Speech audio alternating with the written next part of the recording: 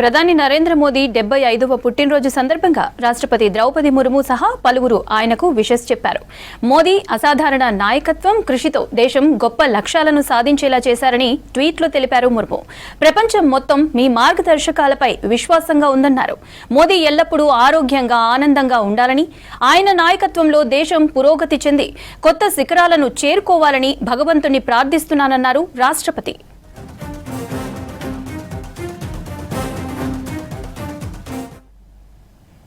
ఉపరాష్ట్రపతి సిపి రాధాకృష్ణన్ సహా కేంద్ర హోంమంత్రి అమిత్ షా, రక్షణ శాఖ మంత్రి రాజ్నాథ్ సింగ్, కేంద్ర మంత్రి జేపీ నడ్డా మోదీకి పుట్టినరోజు శుభాకాంక్షలు తెలిపారు. మోదీ దార్శనిక నాయకత్వంలో ప్రపంచ వేదికలపై భారత్ తన ముద్ర వేస్తోందన్నారు. అభివృద్ధి చెందిన దేశం అనే లక్ష్యంతో ముందుకు సాగుతోందన్నారు.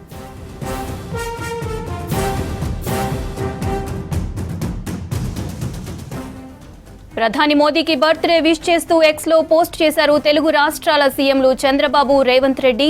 అలాగే తెలుగు రాష్ట్రాల డిప్యూటీ సీఎంలు పవన్ కళ్యాణ్, భట్టి విక్రమార్క మోదీకి బర్త్డే విషెస్ చేశారు. మోదీ నిండు నూరేళ్లు ఆయుర ఆరోగ్యాలతో ఉండాలని పోస్ట్లో రాశారు నేతలు.